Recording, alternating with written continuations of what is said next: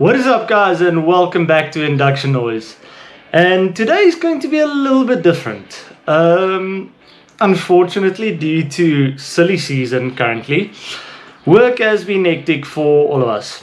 But at least we've been getting some work done on the Supra here and there, even though it's been a bit slower than we would hope for, but we have been getting some work done. So in today's video, what I'm going to show you is a bit of good news, but a bit of bad news, but at least it ends off with some good news, even though it's some money spent. Unfortunately, we were struggling to get the half shafts off the car. So as you will see in the video I will overlay now, we took out the entire hub assemblies of the Supra to get the half shafts out, because the idea was if we can push the hub out, we can easier do the extended wheel studs. We can just do it in the press. But unfortunately, it seems like they were completely stuck. So you might ask, is it really necessary to do that and remove the half shafts? And no, you would be right, it was not necessary. But if we go into lemons, we do not want to struggle next to the track with a broken half shaft or anything like that, and we can't get it out. So we took it to a specialized shop and hoped that they would press the half shafts out and it would all be sorted, right? Wrong. Unfortunately, this shop, which for now will not name, pressed out the one half shaft and then proceeded to do it with the other one and broke the hub. What they didn't do is, if you looked at our videos, we had almost like two beams holding the thing like a collar so that we don't put any pressure on the spindle hub. But they didn't do this. You would think that being a professional shop, you would do this, but no, they didn't. So to get a spindle hub for a Mark III Supra is, well, impossible. At least some people in Swaziland, Eswatini, had a car that they are stripping. So we're currently busy trying to get the part from Eswatini, and then we can start assembling everything so that we can do the rear extended wheel studs. But let's get to this video. What I'm going to do now is I'm going to be handing you over to the radio voice of Mr. Q, and he's going to explain to you how we made our own Hubcentric Wheel Spacers. Hubcentric being the key here. Obviously, since this is going to be a race car, you don't want just any odd wheel spacers. You want to ensure that you've got proper hub-centric wheel spacers to ensure the pressures you are putting on the hub and on the studs is equal, and I'll have Quentin explain it perfectly, right?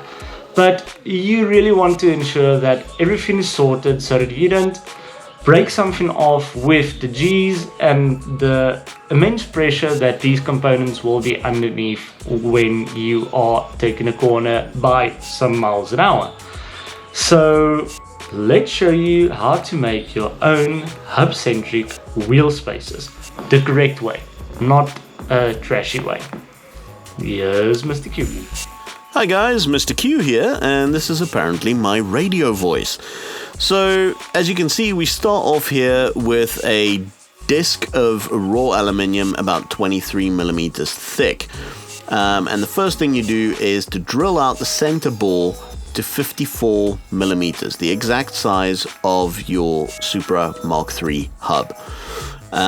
This is critical to creating the hub-centric spacer that we're going for. The next thing is to sort of machine a lip on the face of this spacer to carry on that hub-centric theme, because obviously we want to essentially extend the hub as much as we extend the track of the car. The lip gets machined out to 66 millimeters, which is the exact size of the inner bore on the wheel. So the wheel is then perfectly centered onto the spacer, and the spacer is perfectly centered onto the hub. Once the outer diameter of the spacer is perfectly round, you can start machining it down to 153 millimeters, which matches the size of the original hub exactly. Again, this just gives you a better fitment, ensures that you don't have any unwanted vibrations or stresses on any of the components that you don't want. So we keep saying this spacer is hub-centric, which basically means that all of the load is carried by the hub, not the wheel studs. And this is especially important for a race car like ours is going to be, because obviously when you're racing and you're going through corners at high speeds, you're putting enormous forces through these components that hold the wheels onto the car. And you want that to be the big component in the middle, which is the hub. This avoids any kind of extra stresses on your wheel studs that could break under force. It also avoids any kind of unwanted vibration that could affect the handling. So it genuinely is very important that the hubs and the spacers are hub-centric. So the next step that you can actually see on your screen now is to create the 5x114.3 bolt pattern on the spacer. So precision again is very key here, because obviously you need these components to fit together exactly, otherwise you're going to have all kinds of problems down the track. So we carefully measured from the inner diameter of the spacer to ensure a perfect fit in the milling machine, dead center where you want it. Then you secure the spacer on a rotating chuck, which is, as you can see there, fitted with a scale around the edge, so you can accurately turn it by however many degrees you want. And it's amazing how accurately you can actually control that thing. So you measure out from the center of the spacer 57.15 millimeters. Again, the milling machine makes that easy because all of its the bed is controlled by very accurate controls. And we drill the first hole. The next step is then to rotate the calibrated rotating chuck by exactly 72 degrees and drill the second hole. You rinse and repeat this process at 144 degrees, 216 degrees, and 288 degrees to complete your perfect 5-lug pattern. Once you've finished all the machining and all of the drilling and all of the measuring, endless measuring, you simply clean up your edges and make sure that the brand new spacers are clean and the surfaces are free of any swarf or small metal particles, because you obviously don't want those to get trapped. And you test fit to the car.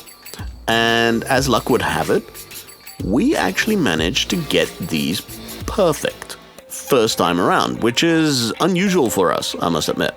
And yeah, they look great. The wheels are now sitting nicely full in the arches. We've got a much wider stance, which is obviously going to aid stability and handling.